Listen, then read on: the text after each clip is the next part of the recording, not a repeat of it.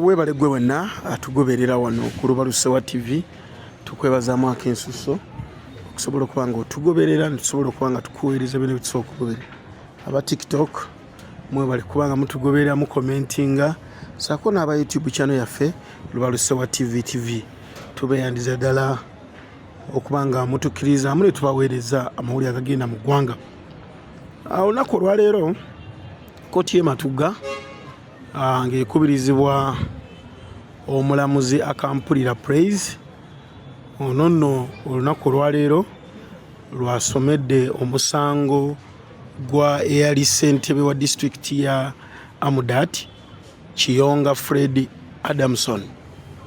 Ono nno nga kigambibwa nti yabba emmotoka okuva ku disitulikiti eno n'asobola okuba nga agitundamu spare parts oba ebitundu by'emmotoka. Mu bimu ebimusomeddwa kigambibwa nti bwe yafuna akabenje emmotoka eno yagitwala mu galaji ewandigeya bagikole. Wabula ekyewuunyisa ssentebe ono emmotoka eno tebaagikolera tebaagizaayo gyerina kuweereza mirimu gyayo, wabula emmotoka eno basobola okuba nga bagiggyamu spare parts mu yingini byonna era ku bimu bye yatwala oba bye yazzaayo eri ku disitulikiti yazzaayo tugiyite gearbox bye bimu ku bitundu bye yasobola okuzzaayo. Olunaku olwaleero nnaku z'omwezi nga 29 omusango gumusemeddwa mu kkooti y'e Matuga era ne gumusinga abadde bamuwa bbeeyo era nga yayimbulwa ku kakalu ka kkooti, wabula bwakomyewo oluvannyuma lw'okumusomera omusango nti gumusinga n'obujulizi ne balaga nti buweerera ddala omulamuzi amusindise ku meere asobole okuddanga ennaku z'omwezi 6 balabe nti bamusalira ekibonerezo kye. Emmotoka eno ebalirwamu ensimbi obukadde 130 obwa wano era ng'emmotoka eno si ndala double cabin zemumanyi ddala eza gavumenti. Katulabe omulamuzi ono nga amusomera omusango guno. That he recorded statements where Mr. Mbagwa stated that he had got an accident with a said vehicle at Matuga and had been parked at Matuga police station. That he retrieved the letter at the district requesting the Inspector General of Police that the said vehicle be handed over to the accused to take it to Amudat district. That he retrieved the traffic SD SN 03/24/05/2019 and so where the accused allegedly signed for the vehicle wreckage. That he later received a call from Deputy Assistant Inspector of Police Katehangwa to go to the station and receive an engine block number WLAT 1275901 that was allegedly part of the motor vehicle registration number UG 0654Z. A sixth witness testified that in May. Wabula ate ye omuwabi wa gavumenti ono ye Kikonko Agnes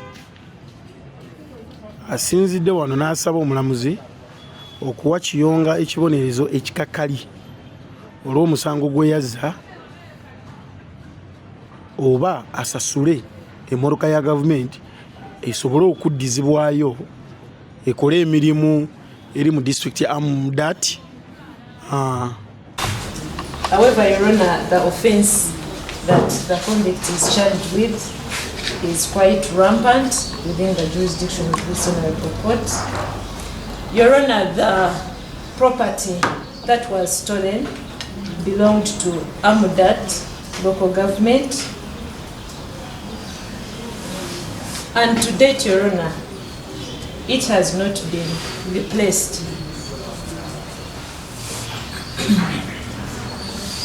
Your Honor, the premeditative mind of the convict in execution of this offense was quite high.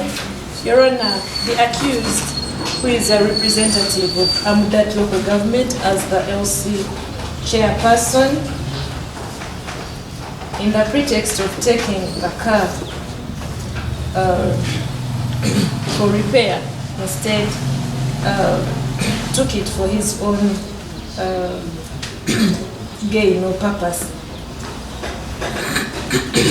Your Honor, the convict before court ought to have used his powers as a leader of Amudat local government to do what was just in as far as the motor vehicle is concerned. More to that, Your Honor, the vehicle that was stolen by the convict was a donation to the people of Amudat local government. And just like as I said before, Your Honor, nga bwe yali yatumibwa okukola emirimu emmotoka eno, tusanze abantu bangi nga batambulira abantu bangi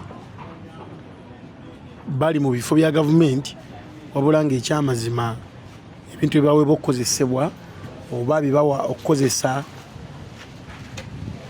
mu bitundu byabyo abantu abasinga tebabikosa. Kyakusalira kinene nti amagombolola agasinga oba municipality oba districts ezisinga ziba ne greda, naye weewuunya nti enguudo z'omu bitundu zibeerawo nga si nkole, naye ng'ate grade ziri mu faamu z'abagagga zikola. Kibi nnyo, kibi ddala. Ekintu kino kiba ekyokuyiga eri abantu bonna okulabirako nti ebintu bya gavumenti bisiga bya gavumenti era nga birina kukolerwa abantu balina obikozesa babiganyirwemu. Tweyanza mwena abatugoberera okuba nga tuba tusaako amawulire gonna gabafudde mu ggwanga n'okutwaliza awamu. Lubalusewa TV, subscribing, liking, commenting. Abateekamu ensimbi Sunset Junior Schools wamu ne Rujja Properties and Real Estate nno nga bakugu mu kutunda amapoloti, amayumba, ate wamu ne City Valley Islamic Day and Boarding Primary School basangibwa wali Bombo Digeya nabo we bali okutuweereza.